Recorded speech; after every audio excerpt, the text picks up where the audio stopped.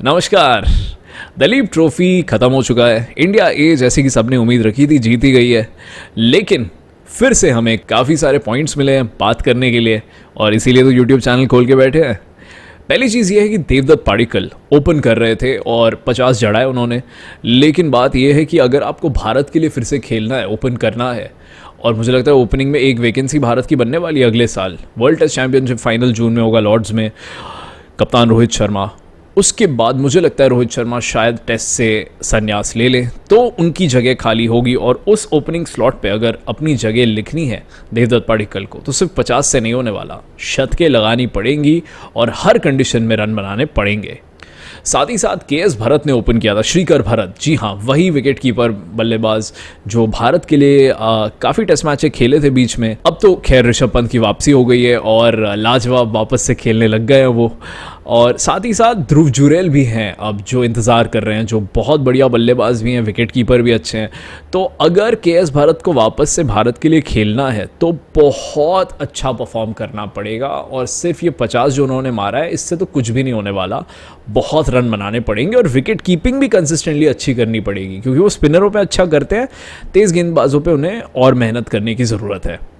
Ricky भुई जिनकी बात मैंने पिछले वीडियो में भी करी थी, पहले इनिंग में 50 जड़ा, दूसरे इनिंग में शतक जड़ दिया, तो इम्प्रेसिव हैं और मैं इनका करियर फॉलो करना चाहूँगा, देखना चाहूँगा कि आगे कैसा करते हैं ये।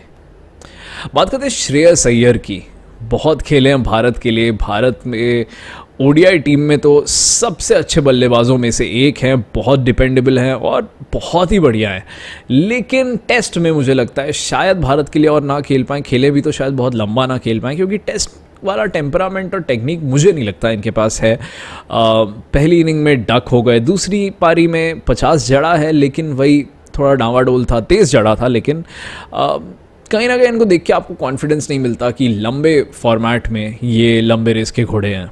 अब आते हैं संजू सैमसन पे, जी हाँ, जिन पर कितनी चर्चाएं हो रखी है हर जगह। यार पता नहीं क्या है इनका, जब भी मैच बड़ा होता है, निर्णायक होता है, उस वक्त इनसे रन नहीं आते, परफॉर्मेंस नहीं दिखता हमें।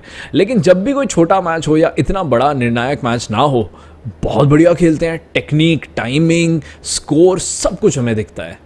पता नहीं, जब भी कोई बड़ा दिन होता है, जब इनको भारत के लिए मौका मिलता है या बड़े स्टेज पर अपने आप को दिखाने का, दर्शाने का मौका मिलता है, ये किसी ना किसी तरह गड़बड़ा जाते हैं। लेकिन जब छोटा मैच होता है, जब स्टैट्स लगाने होते हैं, तब बहुत बढ़िया करते हैं। तो यही हुआ जी, संजू ने शतक जड़ा है, लेकिन अब इसके बदौलत अगर इनको आगे भारत के लिए खेलने को मिले तो मुझे लगता है फिर से ये गड़बड़ा सकते हैं।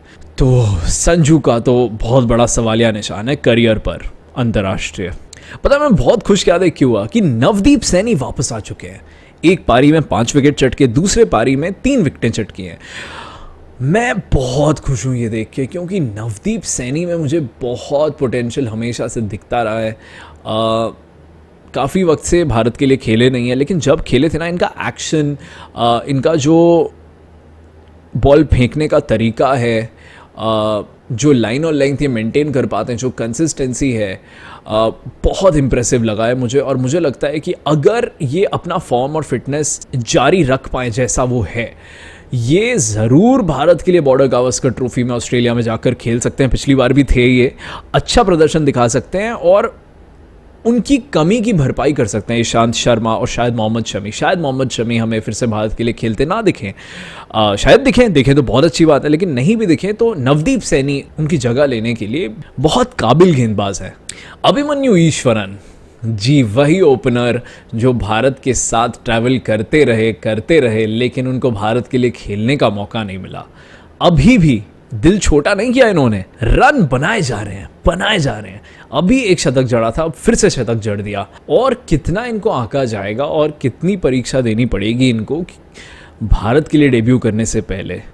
मैं तो चौंक ही जाता हूँ देखकर कि मतलब इतने सालों से जो परफॉर्म करे जा रहा है, जब ओपनर को खिलाने का मौका भी मिला तब भी आपने नहीं खिलाया इनको।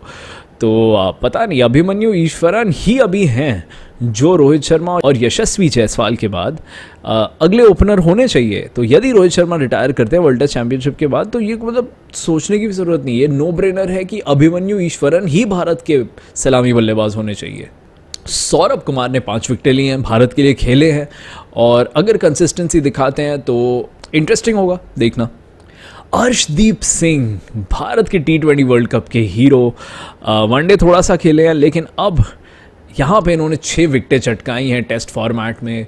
तो उम्मीद कर सकते हैं कि कहीं ना कहीं शायद न्यूजीलैंड वाली जो टेस्ट सीरीज़ है उसमें शायद इनको ट्राई किया जा सकता है, क्योंकि बाएं हाथ के गेंदबाज हैं, तेज़ हैं, बॉल को स्विंग करा सकते हैं। अब कंट्रोल आ गया जो पहले नहीं था इतना। तो बॉर्डर गावस्कर ट्रॉफी के लिए ऑस्ट्रेलियाई विकेटों के लिए एक बाएं हाथ के गेंदबाज बहुत फ़ायदा दे सकते हैं। तो हो सकता है इनको पहले ट्राई कर लिया जाए और फिर उस स्क्वाड में ड्राफ्ट कर लिया जाए।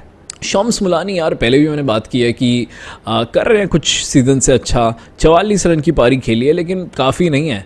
विकेटें भी लिए 2-3, लेकिन आपको और अच्छा करना पड़ेगा दोनों डिपार्टमेंटों में। अगर आपको भारत के लिए खेलना है तो आपको दिखाना पड़ेगा कि मैं सबसे अच्छे ऑलराउंडरों में से एक हूँ कंसिस्टेंटली।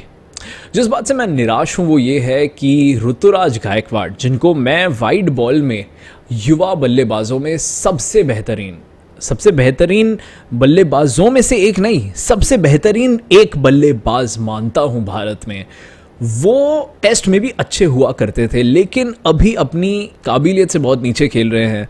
तो फ्लॉप हुए इस मैच में ईशान किशन, जिनको फिर से मैं मानता हूं कि वाइड बॉल में भारत के लिए लंबे तौर पर खेलने वाले प्लेयर हैं और बहुत बढ़िया T20 और वनडे खिलाड़ी हैं, विकेट कीपर में, उन्होंने भी निराश किया है। और रजत पाटीदार, जो कि एक स्पिनरों को तबाह करने के लिए जाने जाते हैं और टेक्निक अच्छी है, सब कुछ है उनके पास।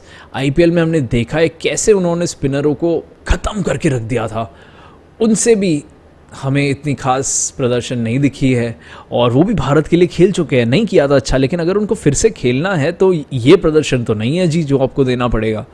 तो मैं निराश हूँ क्योंकि ये 3 बहुत बड़ी काबिलियत वाले खिलाड़ी हैं जिन्होंने कुछ भी नहीं किया अपनी काबिलियत के हिसाब से। अब आवेश खान ने बल्लेबाजी में एक 50 जड़ा है और सबसे ज़्यादा ज़रूरी बात यह है कि उसमें 4 छक्के लगाए हैं। तो आवेश खान देखिए, मुझे पता है बहुत बढ़िया बॉलर नहीं है लेकिन तेज़ हैं और हिट द डेक बॉलर हैं जो पटक पटक के डालते हैं। उनके पास वो बाउंसर और गुड लेंथ पे डालने वाली गेंद है।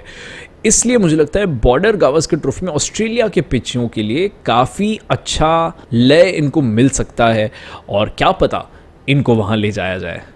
अब बात आती है रियान पराग की। जी हाँ, फिर से मैं रियान पराग को ले आया क्योंकि मुझे ना इनमें कुछ खास दिखता है यार, मुझे नहीं पता, मैं इनको देखता हूँ दंग रह जाता हूँ। इनकी बल्लेबाजी और सिर्फ खेलने का तरीका नहीं, इनका खड़े रहने का तरीका, इनका body position, head position, transfer of weight, balance जो है, सब कुछ बहुत इंप्रेसिव लगता है यार। कहीं ना कहीं विराट कोहली जैसा मुझे लगता है, मैंने पहले भी बोला है।